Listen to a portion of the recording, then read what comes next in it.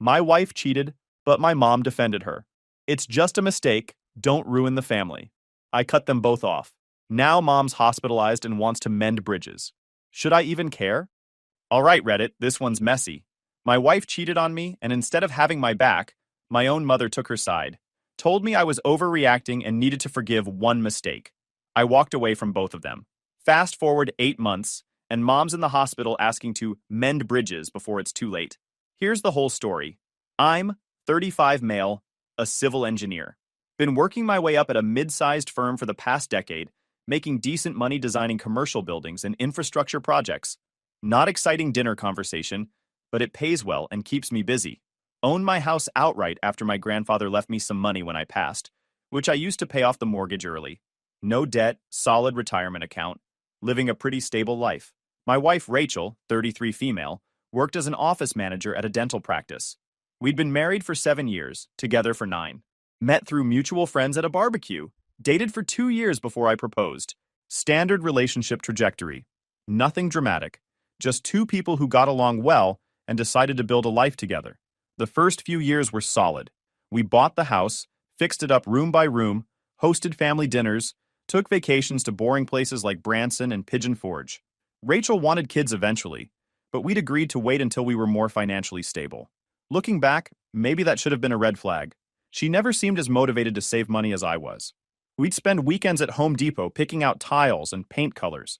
I'd come home from work to find Rachel had rearranged the living room furniture again, always chasing some new design trend she'd seen on social media. The kitchen remodel took us 3 months. I did most of the work myself on weekends, installing cabinets and countertops while she picked out decorative hardware that cost twice what the functional stuff would have run. Money was always a point of friction, though I didn't see it as a red flag at the time. I'd suggest putting extra money toward retirement. She'd want to upgrade the guest bathroom that nobody used. I'd propose a modest vacation. She'd find some resort that cost 3 times my budget. We'd compromise, which usually meant I'd agree to spend more than I was comfortable with to keep the peace. My mother, Linda, 64 female, absolutely adored Rachel from day one. Treated her like the daughter she never had, took her shopping, invited her to ladies' lunches, the whole 9 yards. They'd spend hours on the phone talking about recipes and home decor and whatever else. It was actually kind of nice at first. My mom had someone else to focus on besides micromanaging my life. Mom had always been the type to have opinions about everything I did. When I was in college, she'd call twice a week to make sure I was eating properly and going to class. When I bought my first car, she spent an hour lecturing me about the maintenance schedule. When I got my engineering degree, she suggested I should have gone into medicine instead. Having Rachel around seemed to redirect that energy, which I stupidly thought was a good thing. But there was always this weird dynamic where Mom would side with Rachel on everything. If we had a disagreement about finances, Mom would call and tell me I was being too controlling. If Rachel complained about me working late, Mom would lecture me about priorities. It created this 2-against-1 situation that I mostly ignored, because I figured that's just how family works sometimes. My younger brother Derek, 30 male, lived about 2 hours away with his wife and 2 kids. We weren't super close. He was always the golden child growing up. Could do no wrong in Mom's eyes. Still, we got along fine at family gatherings, kept things cordial. The whole situation exploded on a random Tuesday evening in March. I'd been working late finishing calculations for a project deadline. Got home around 8, expecting Rachel to be watching one of her reality shows. Instead, the house was dark except for the bedroom light. Figured she'd gone to bed early. Walked into the bedroom and there they were. Rachel and some guy I'd never seen before, both scrambling to cover themselves with sheets. The look on her face, pure panic mixed with guilt, told me everything I needed to know before anyone said a word. The scene felt surreal, like I was watching it happen to someone else. My brain was processing details in this weird, detached way. The guy's expensive watch on my nightstand, Rachel's clothes scattered across the floor I'd vacuumed that weekend, the smell of cologne I didn't recognize, the sheets we'd picked out together at Target 6 months ago, now wrapped around someone who wasn't me. The guy started stammering something, pulling the sheet up to his chest like modesty mattered now. Rachel was frozen, mouth open, no sound coming out. For about 5 seconds, nobody moved. It was like someone had hit pause on the worst movie ever made. Then Rachel found her voice. "This isn't what it looks like." I actually laughed. Couldn't help it. "It looks like my wife is in bed with another man. In my house. In my bed. What else could it possibly look like?" The guy turned out to be Kyle, a pharmaceutical sales rep who'd been calling on her dental office for the past 6 months. Started getting dressed with this panicked urgency. Real smooth talker type. Nice car in my driveway. Expensive watch on my nightstand. The kind of dude who probably had a memorized pickup routine that worked on bored office managers who were looking for something more exciting than their stable, boring husbands. Look, man, I'm sorry, Kyle started. Get out of my house. He didn't need to be told twice. Grabbed his shoes and practically ran out of the bedroom. Heard the front door slam about 30 seconds later. His car peeled out of my driveway fast enough to leave rubber on the concrete I'd pressure washed last month. Rachel was crying now. Sheet pulled up to her neck. Please, let me explain. I didn't yell or throw punches or do any of that dramatic nonsense you see in movies. Just stood there for maybe 20 seconds total, letting the reality sink in and watching her scramble for words that might somehow make this okay. Then I turned around and walked out, grabbed my laptop and work bag from the home office, unplugged my phone charger from the kitchen, took my truck keys from the hook by the door, and left. Heard Rachel calling after me, then running down the hallway, but I just kept walking. She appeared at the front door in a bathrobe as I was climbing into my truck. Where are you going? We need to talk about this. I started the engine. She ran toward the truck in bare feet. Please, don't leave like this. Let me explain.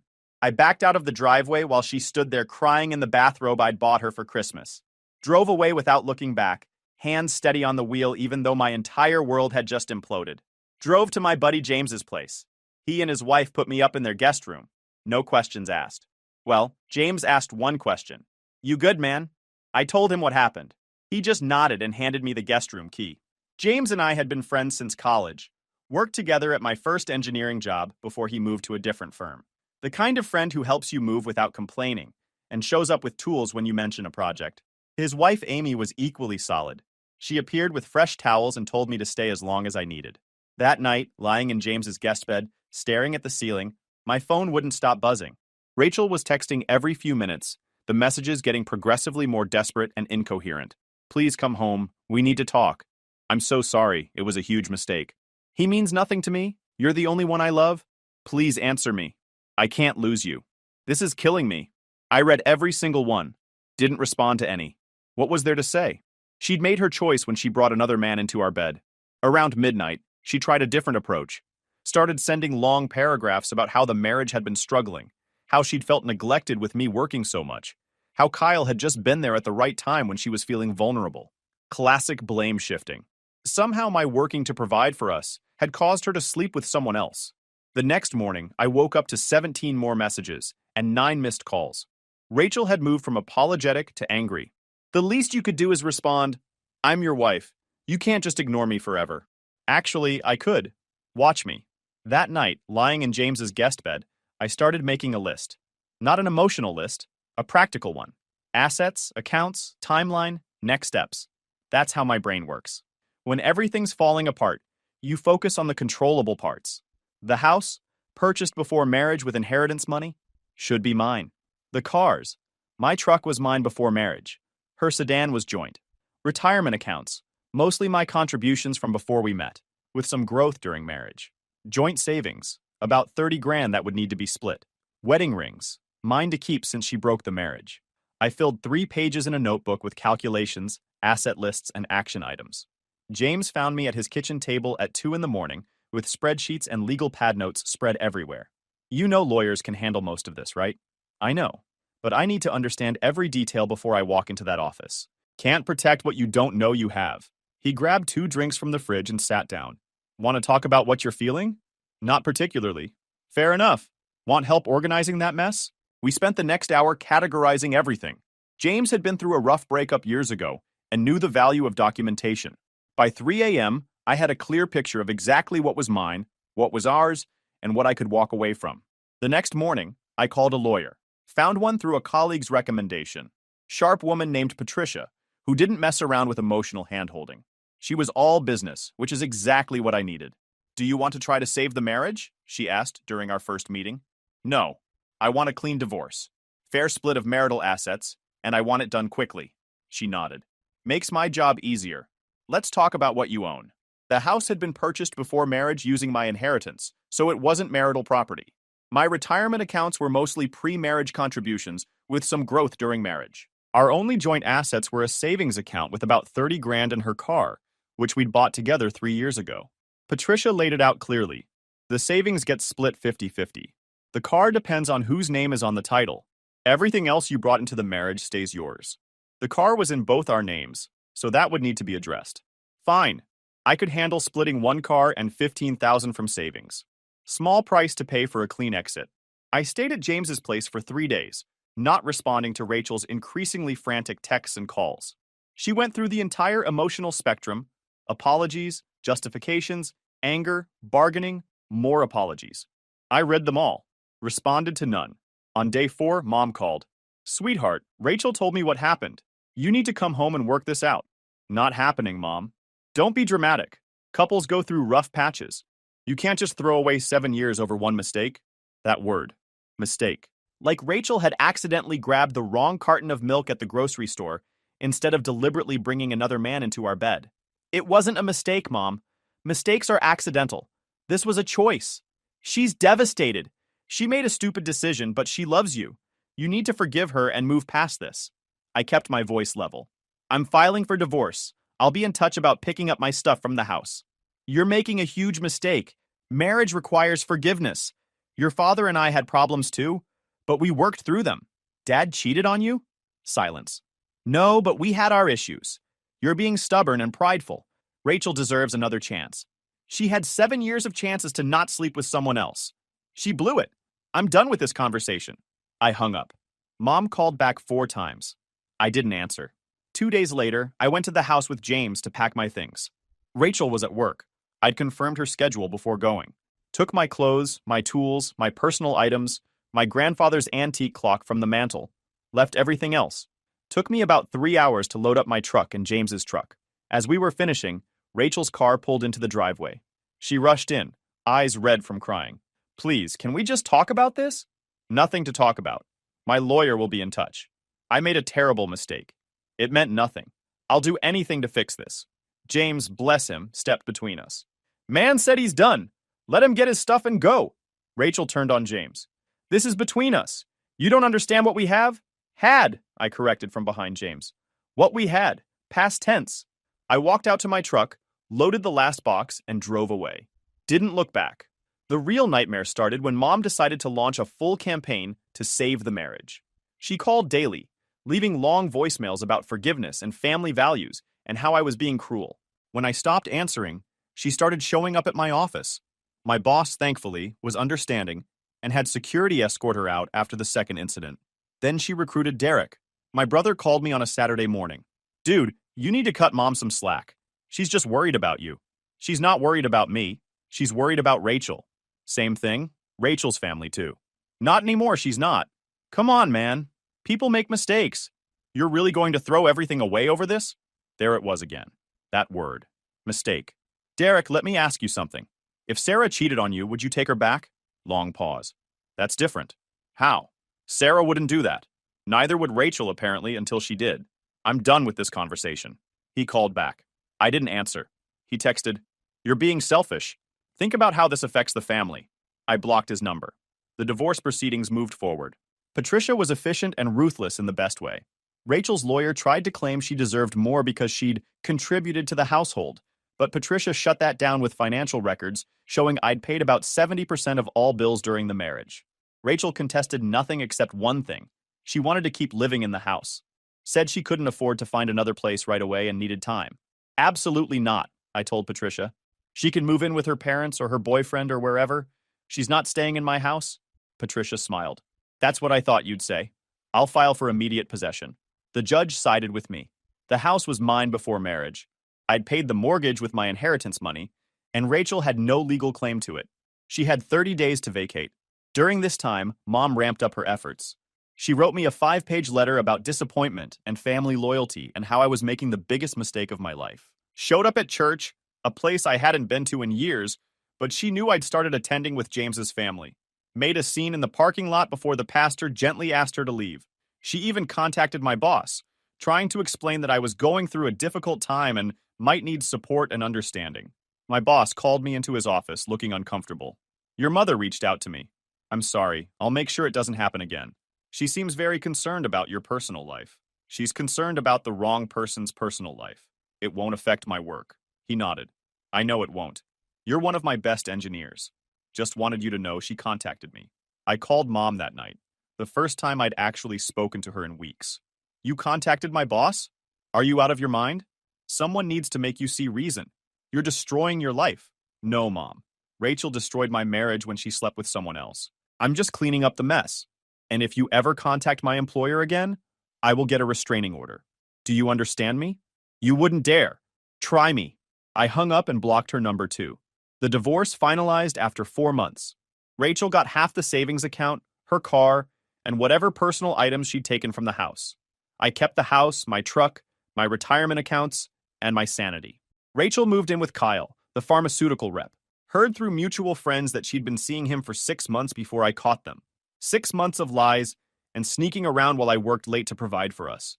The anger had mostly faded by the time I heard that, replaced by something closer to relief. Dodged a bigger bullet by catching it when I did.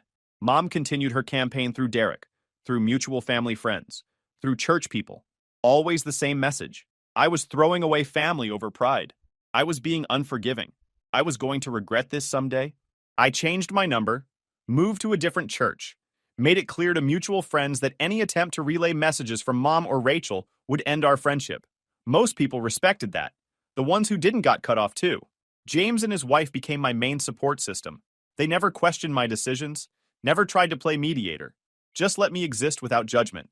James helped me repaint the bedroom. Couldn't stand looking at those walls anymore. His wife helped me pick out new furniture to replace the stuff Rachel had taken. You're rebuilding, she told me while we assembled a new bed frame. That's healthy. I focused on work. Took on extra projects, stayed late, threw myself into calculations and designs. Got promoted to senior engineer after successfully completing a major commercial complex project. The raise was substantial, enough that I could max out my retirement contributions and still have plenty left over. Started going to the gym with James, lost 15 pounds, gained muscle, felt better physically than I had in years. Turns out when you're not spending every evening on the couch watching reality TV you don't care about, you have time for self-improvement. I joined a recreational softball league, made new friends who knew nothing about my divorce drama. Just showed up, played ball, grabbed food afterward. Simple, drama-free socializing. 6 months post-divorce, I went on my first date. Met Sarah through the softball league. She played on the women's team that practiced after ours. Engineer like me worked for a different firm. We grabbed coffee after practice one night. Talked about work and sports and nothing heavy. Full disclosure, I told her on date 3. I got divorced this year. Wife cheated. It's been finalized for a few months, but I wanted you to know. She nodded. Appreciate the honesty. I got divorced 2 years ago. Different reasons, but I get it. Are you over it? Getting there. Some days are better than others. That's fair. We took things slow. She had her own place, her own career, her own life. Didn't need me to fix anything or provide anything except decent company. It was refreshing. Mom, of course, heard about Sarah through the family grapevine. Derek's wife saw us at a restaurant and reported back. That's when Mom started trying to reach out again through Derek. The messages came through Derek's wife's Facebook. Your mom really wants to talk to you. She misses you. Family is forever. She's not doing well. I ignored them all.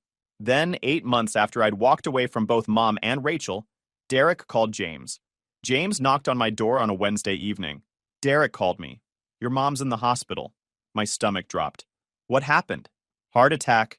She's stable now, but it was serious. Derek thinks you should know. I sat down on my couch, processing. Part of me wanted to feel nothing. After everything she'd done, after choosing Rachel over her own son, why should I care? But she was still my mom. The woman who'd raised me, been there for every childhood injury and success, taught me to ride a bike and balance a checkbook. He say anything else? Just that she's asking for you.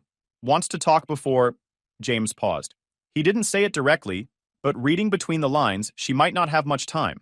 They're doing tests to see how much damage there was. I stared at my hands. She chose Rachel over me. Told me I was wrong for not forgiving someone who cheated on me. Harassed me at work. Tried to manipulate everyone around me into pressuring me to take back my cheating wife. I know, man. I'm not telling you what to do. Just passing along the message. Did Derek say how bad it is? They're talking about bypass surgery. She's on a waiting list. But the doctors are concerned about another attack before they can operate. I spent that night unable to sleep, mind racing through memories. Mom teaching me to cook her spaghetti sauce recipe. Mom crying at my college graduation. Mom telling me Rachel was perfect for me when we first started dating. Mom telling me I was throwing away my family over pride. The next morning, I called Derek's wife, Michelle. How bad is it, really? Michelle's voice was soft. The doctors are saying if the surgery goes well, she could have years left. But she needs to make lifestyle changes and reduce stress. The attack was severe. They're monitoring her closely. Derek said she wants to talk to me. She does. She's been asking for you since she woke up. Says she needs to mend bridges before it's too late. There it was. Mend bridges. Like our relationship was a minor structural issue instead of something she'd actively demolished. I'll think about it. She's your mother. Whatever happened between you, she loves you. She had a funny way of showing it. I hung up and called Patricia, my divorce lawyer. She'd become something of a trusted advisor through the whole mess. I need a reality check. My mom's in the hospital. Heart attack. She wants to mend bridges before possible surgery. After everything she did, do I owe her a visit? Patricia was quiet for a moment. Legally? No. You don't owe anyone anything.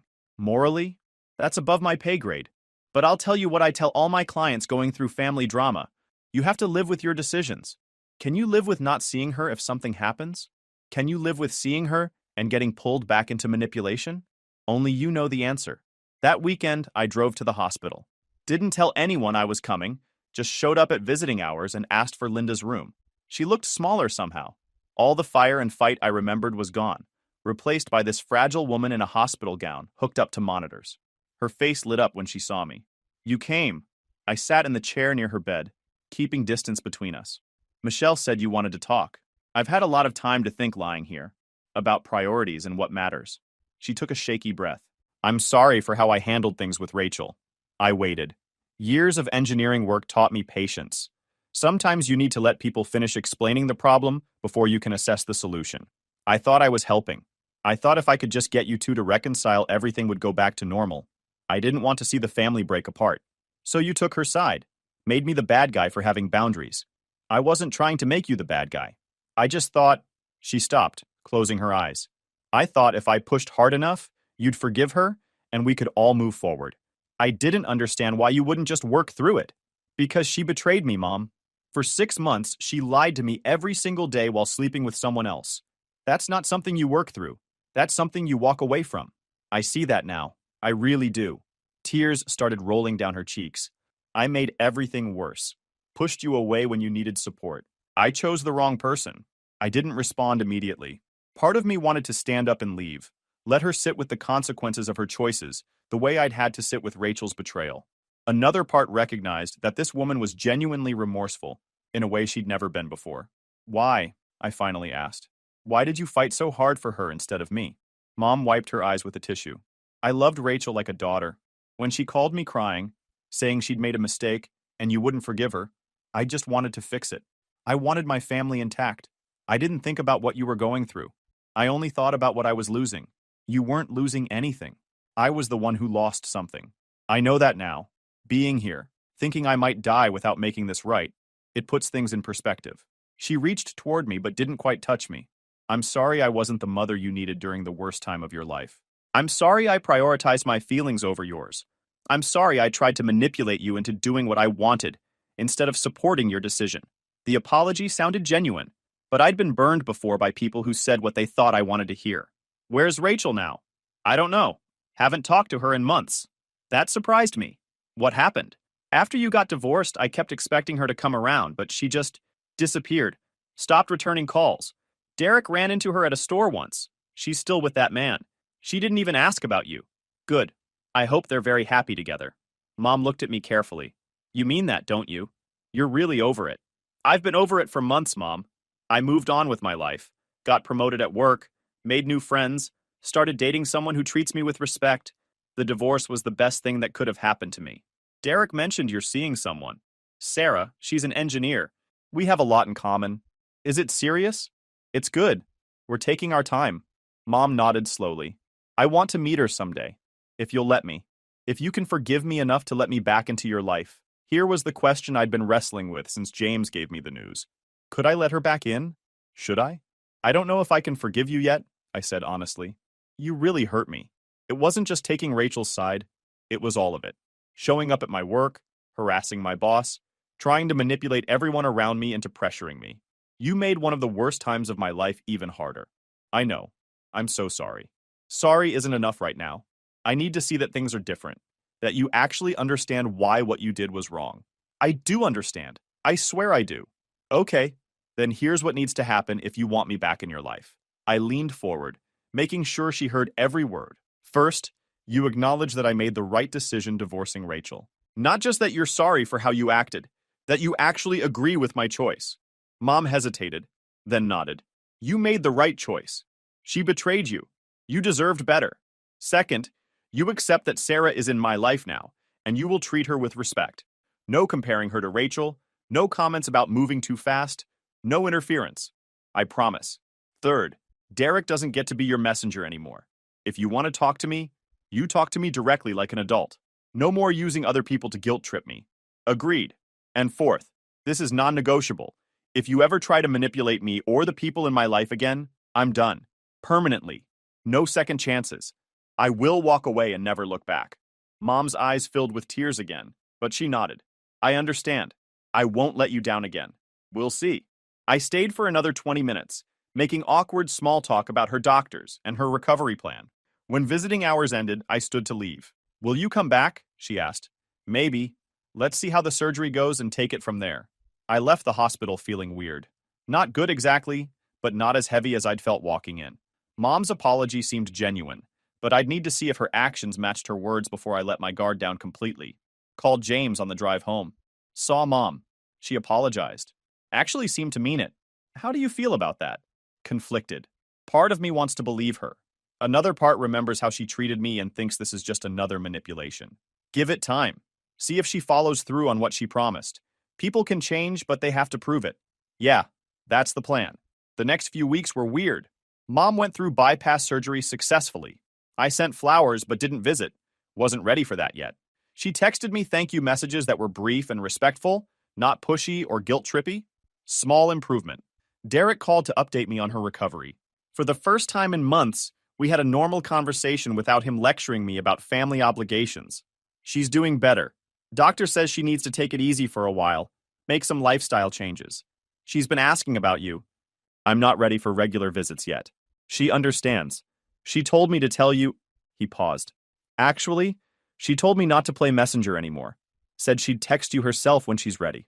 Good. Look, man, I'm sorry for how I acted during your divorce. Mom had me convinced you were being unreasonable. I should have supported you instead of ganging up on you. The apology caught me off guard. Thanks for saying that.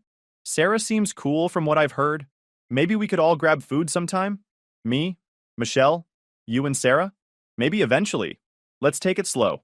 Fair enough. A month after the surgery, Mom asked if I'd come to Sunday dinner. Just me, not Sarah yet. She didn't want to overwhelm anyone. I agreed, mostly to see if she'd actually changed, or if this was temporary hospital-induced remorse. She'd lost weight, moved slower, looked tired. But she smiled when she saw me and hugged me carefully, mindful of her healing sternum. Thank you for coming.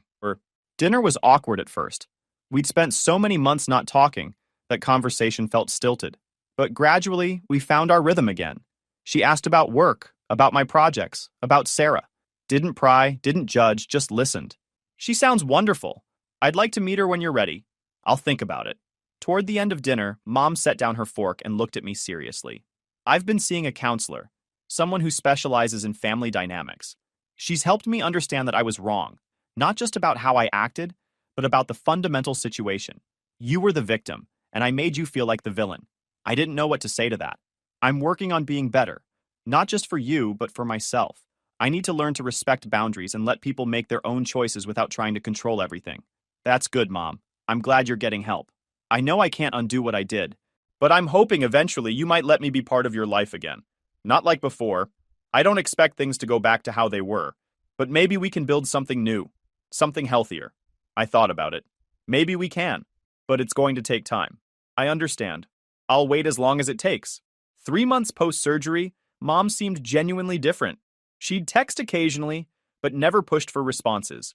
Sent birthday cards without lengthy, guilt-inducing messages. Respected my boundaries when I said I wasn't ready for family gatherings yet. Sarah and I went to dinner at Mom's house for the first time 4 months after the surgery. I was nervous, ready to shut down any drama, but Mom was gracious and kind. Asked Sarah about her work, her family, her interests. No comparisons to Rachel, no inappropriate questions, just genuine interest in getting to know the woman I was dating. After dinner, while Sarah was using the restroom, Mom pulled me aside. She's lovely. I can see why you're happy. Thanks, Mom. I'm proud of you for knowing what you deserved and not settling for less. I should have told you that from the beginning. That actually meant something. The weight I'd been carrying since she chose Rachel over me lightened just a bit. 6 months after the hospital visit, Derek, Michelle, Mom, Sarah, and I all had dinner together. First time the family had been in the same room since before my divorce. It was surprisingly normal. No one mentioned Rachel. No one brought up the past. We just existed together, sharing a meal and conversation like functional people. This is nice, Sarah whispered to me while loading the dishwasher after dinner. Your family seems great. They're getting there, I replied. Still a work in progress, but better than before. That's where things stand now. Mom and I talk regularly, but there's still a guardedness on my part that might never fully go away. Trust, once broken, doesn't heal completely. But we're rebuilding something that works for both of us. Derek and I are brothers again. Not as close as we could have been if he'd supported me from the start, but close enough to grab food occasionally and text about sports. Sarah and I are talking about moving in together, taking our time, doing it right, making sure we're both ready. She's met my friends, I've met her family, and everything feels solid in a way my marriage to Rachel never did. I saw Rachel once, about 7 months post-divorce. She was at a restaurant with Kyle, looking miserable despite the fancy setting. She saw me with Sarah, and her face went through this journey of recognition, to regret to forced indifference. I nodded politely and kept walking. Whatever she was dealing with wasn't my problem anymore. Some guys on Reddit say I should have stayed no contact with Mom permanently, that her deathbed apology was just manipulation, and she'd revert to old patterns eventually. Maybe they're right. Maybe I'm setting myself up for disappointment. But here's what I know. Holding on to anger and cutting people off forever felt righteous in the moment, but it was exhausting long term. Not because I missed Mom's harassment or interference, but because I missed having a mother. The hospital scare made me realize that people are imperfect, and sometimes they need a serious wake-up call to recognize how badly they've messed up. Could she backslide? Absolutely. Do I have my guard up? Completely. But she's shown actual change over sustained time, respected my boundaries, and put in the work to understand where she went wrong. That's more than most people in her position would do. As for Rachel, I heard through mutual friends she and Kyle broke up after about 8 months. Apparently, the excitement of an affair doesn't translate well to actual relationship work. She tried to reach out to me once. Some rambling text about mistakes and regrets that I deleted without responding. That chapter is closed, sealed, buried. Guys, we are so close to hit 100,000 subscribers on this channel. If you are not subscribed to the channel, please consider subscribing. It really helps hit that 100,000 mark. Thanks for making this dream come true.